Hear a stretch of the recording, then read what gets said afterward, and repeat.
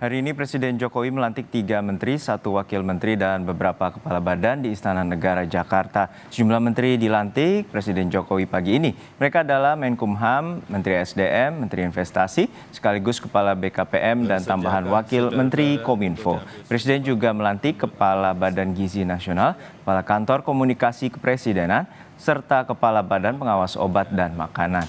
Pangkatan menteri, wakil menteri, dan kepala badan diperlukan untuk mempersiapkan dan mendukung transisi pemerintahan agar berjalan dengan baik, lancar, dan efektif. Supratman Andi Aktas dilantik Presiden Jokowi sebagai Menkumham yang baru menggantikan Yasona Lauli. Supratman merupakan anggota DPR tahun 2016-2024 dari Partai Gerindra. Selanjutnya, Bahlil Lahadalia dilantik sebagai Menteri ESDM menggantikan Arifin Tasrif. Sebelumnya, Bahlil merupakan Menteri Investasi sekaligus Kepala BKPM 2021-2024. Bahlil digadang-gadangkan sebagai calon Ketua Umum Partai Golkar. Selanjutnya ada Rosan Perkasa Ruslani yang dilantik sebagai Menteri Investasi sekaligus Kepala BKPM. Menggantikan Bahlil Lahadalia. Rosan sebelumnya menjabat sebagai Wakil Menteri BUMN 2023-2024. Rosan juga merupakan Ketua Tim Kampanye Nasional Prabowo Gibran di Pilpres 2024. Presiden Joko Widodo juga melantik tambahan Wakil Menteri Komunikasi dan Informatika Angga Raka Prabowo. Angga Raka merupakan Wakil Sekjen Partai Gerindra dan pernah menjadi Ketua Bidang Komunikasi atau Direktur Media Kampanye TKN Prabowo Gibran. Selain Menteri dan Wakil Menteri, Presiden juga melantik Kepala Badan Gizi, Kepala Badan Komunikasi Presiden, dan Kepala BPOM. Taruna Ikrar, Kepala BPOM RI, riwayat atau karir Wakil Ketua Pengurus Besar IDI 2000 dan 2003, spesialis laboratorium spesialis di Departemen Anatomi dan Neurobiologi Universitas California.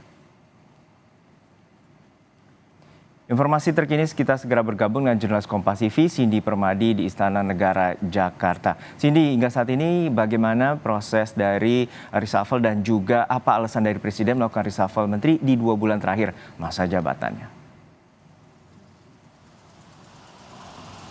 Iya Juno, kalau untuk pelantikan sudah selesai. Tapi kalau soal alasan yang kami cermati, setidaknya ada 3 alasan yang sangat terbuka kemungkinan menjadi dalih di balik reshuffle di 2 bulan terakhir menjelang berakhirnya masa pemerintahan Joko Widodo dan Ma'ruf Amin. Yang pertama adalah soal transisi dan sinkronisasi dari pemerintahan Jokowi Ma'ruf menuju ke Presiden terpilih, Wapres terpilih Prabowo Subianto dan Gibran Rakabuming Raka. Soal ini memang sudah dikonfirmasi langsung oleh Istana bahwa reshuffle dilakukan untuk percepatan transisi, juga diperkuat lagi oleh pernyataan dari Ketua Harian DPP Partai Gerindra pagi tadi yang menjawab bahwa dari hasil kajian bahwa memang dibutuhkan adanya penempatan orang-orang tertentu pada posisi-posisi tertentu untuk mempermudah atau mempermulus proses transisi.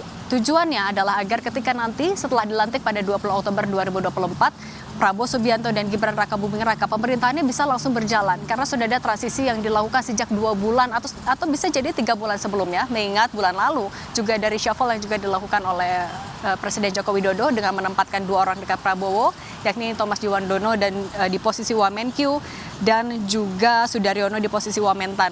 Nah, kalau kita lihat soal transisi ini juga disampaikan juga oleh Menko Perekonomian Erlangga Hartarto bahwa kata kuncinya adalah soal keberlanjutan. Bagaimana menjaga keberlanjutan antara pemerintahan saat ini dan juga pemerintahan yang akan datang. Ini juga bisa kita lihat dari komposisi menteri yang dilantik pada hari ini. Misalnya dengan adanya 2 badan baru yang dilantik ada Kepala Badan Gizi Nasional. Ini adalah badan yang memang baru dibentuk oleh Presiden Jokowi pada 15 Agustus lalu, diteken lewat Perpres, yang tujuannya adalah memang untuk mengatur gizi bagi peserta didik, balita, ibu menyusui, dan juga ibu hamil, yang kita tahu sebenarnya ini berkaitan dengan program prioritas dari Presiden terpilih Prabowo Subianto dan juga Gibran Rakabuming Raka. Kemudian kalau kita melihat juga tentu alasan yang kedua karena kita tahu menteri adalah jabatan politik sehingga alasan politik di baliknya tidak bisa kita pungkiri juga. Ini bisa kita lihat juga tadi dengan dimasukkannya orang-orang terdekat dari Prabowo Subianto maupun juga Joko Widodo di baliknya. Misalnya dengan menempatkan Supratman Andi Aktas menggantikan Menkumham Yasona Lawli yang kita tahu adalah kader PDIP. Meskipun sebenarnya dari PDIP bilang kalau hubungannya baik-baik saja dengan Presiden Joko Widodo, tapi dengan adanya reshuffle kali ini artinya mengurangi jatah menteri dari PDIP. Meskipun sampai saat ini jatah menteri dari Partai Demokrasi Indonesia Perjuangan tetap paling banyak di Kabinet Indonesia Maju, tapi juga menambah politisi dari kalangan Partai Gerindra. Nah, kemudian yang ketiga adalah soal hak prerogatif. Tentu saja Presiden Joko Widodo sebagai presiden yang masih menjabat sampai Oktober nanti punya hak prerogatif yang melekat, hak konstitusi yang melekat untuk melakukan reshuffle kapan saja. Ini juga sempat disinggung oleh Jokowi pada pekan lalu bahwa ia masih punya hak prerogatif dan soal perombakan bisa dilakukan kapan saja. Nah, tadi juga sempat kami tanyakan ke beberapa orang bagaimana menjawab kritikan, menjawab kekhawatiran bahwa pemerintahan tidak akan berjalan efektif apabila ada perombakan di 2 bulan terakhir. Tapi ini dibantah misalnya oleh Dasko. Tadi ia bilang kalau justru perombakan di 2 bulan terakhir ini dibutuhkan, ditaruh di pos-pos yang strategis yang terkait dengan program dari pemerintah terpilih ke depan, sehingga ya tadi agar nantinya ketika sudah dilantik pemerintahan ke depan bisa berjalan secara lebih efektif dan langsung pada saat itu juga.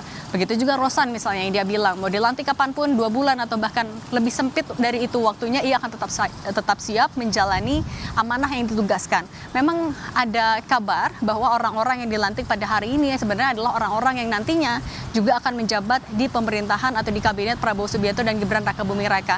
Memang tidak dijawab secara jelas, hanya dijawab bahwa ya itu nanti adalah hak prerogatif dari presiden terpilih. Tapi nanti kita akan sama-sama lihat apakah betul bahwa demi menjaga transisi ini orang-orang yang akan ditugaskan pada pemerintahan ke depan adalah orang-orang yang saat ini sudah mulai dilakukan atau dilantik sebagai menteri untuk mempermudah proses transisi menuju ke pemerintahan selanjutnya, Juno. Baik, terima kasih atas laporan lengkap Anda, jurnalis Kompas TV, Cindy Permadi dari Istana Negara, Jakarta.